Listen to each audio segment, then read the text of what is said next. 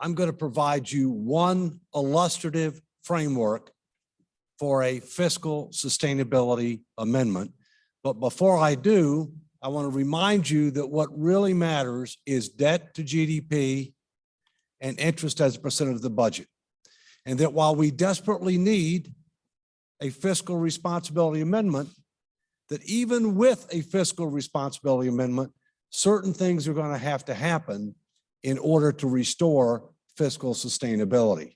And many of those are going to have to be done by the Congress of the United States. So while they're part of the problem today, they're ultimately going to have to be part of the solution, even if we get a state-led fiscal sustainability convention and ratification by 3/4 of the state. First, we need additional transparency and integrity with regard to our numbers.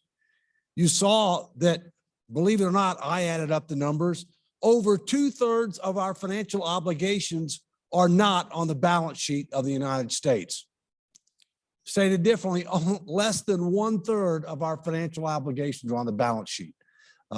Secondly, we're going to need to revise our budget process and controls. The statutory provisions have not worked. Do you know how many times in my lifetime Congress has passed a budget and all appropriations bills on time? The answer is four times, and they're going to fail this year too. We have to reprioritize and reduce discretionary spending. Discretionary spending is now less than 30% of total federal spending. And all of the express and enumerated responsibilities envisioned by the founders in the Constitution are in discretionary spending. All of them, including national defense. We're going to have to restructure our social insurance programs to make them solvent, sustainable, secure, and affordable. We're going to have additional targeted investments that actually are real investments that generate a positive rate of return and enhance economic growth rather than reduce it. We're going to have to increase revenues, in part through additional economic growth, but in part through tax reforms. We're going to have a fiscal sustainability commission to set the table for Congress for a required vote that actively engages the American people before it makes recommendations. And now I transition to, we need a fiscal responsibility constitutional amendment. So in doing that, here's one possible approach.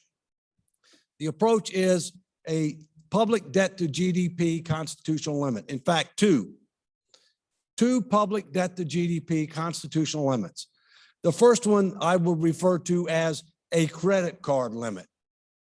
Right now, we have no credit card limit. So it'll be an overall public debt to GDP limit with limited exceptions. For example, a formal declaration of war. The last time we declared war was World War II, but we've had a number of conflicts since then that we called wars, but technically were not wars. They cost a lot of money and a lot of lives. Or for specified reasons, when you get a supermajority vote in both houses of Congress and the signature of the president, very high bar. Second, a future public debt to GDP target, which is lower than where we are today, more reasonable, more sustainable, clearly lower than the credit card limit, with annual targets, triggers, and automatic enforcement mechanisms if Congress fails to act, with limited annual exceptions, same kind of exceptions. And no matter if we get this, we need to have an enforcement mechanism. Without an enforcement mechanism, it can be ignored, other than the political pressure, which is real. And the one possibility is to have the violation of either provision would mean that current members of Congress could not stand for re-election. There are other approaches you could take. That you get a certain percentage of the states would have to override. There are different options. And I think we all need to understand that ultimately the convention delegates will decide what to propose. They're going to need to be constrained to the subject of the convention. They're going to need ideas, but ultimately they will decide. Now, what's the benefit of a debt to GDP approach? There are several benefits. Number one, it represents an approach that most economists can agree on. Whether they're conservative, progressive, whatever, debt to GDP, a vast majority of economists will agree that's what really matters. Secondly, it's an approach that has the greatest potential to achieve bipartisan and trans-ideological support. I can tell you that requiring the federal government to have a balanced budget on an annual basis will never get bipartisan support. And by the way, I can also tell you that 49 to 50 states have balanced budget amendments, and they are abused regularly. They're a bad joke, especially in the last state that I lived in, Connecticut, which the way they balance their budget, they borrow money to balance their budget. That is no joke. They balance cash flows. We need one that's pro-growth oriented. Why do I say pro-growth oriented? And this is because if you grow the denominator faster than the numerator, you're making progress, even if you have a deficit or you're increasing debt. That's what we did after World War II. We didn't pay down the debt. We grew the denominator faster than the numerator. But demographics are working against us now, unlike World War II, and healthcare costs are clearly working against us now. We need to have an approach that allows elected officials to decide the proper mix of spending cuts, additional investments, and revenue increases. What we care about is the bottom line, which is debt to GDP. Is the problem primarily a spending problem? Absolutely, yes. Do we want to grow the economy faster? Absolutely, yes. Are we going to need additional revenues? Absolutely, yes. And you don't want to box them in as to how to do it. And then last, it has an automatic enforcement mechanism and accountability mechanism. So these are the benefits. Now, if you also look, most other countries focus on, to have constraints, focus on debt to GDP. Europe, for example, European Union has a 60% debt to GDP limit. Ours doesn't need to be that low.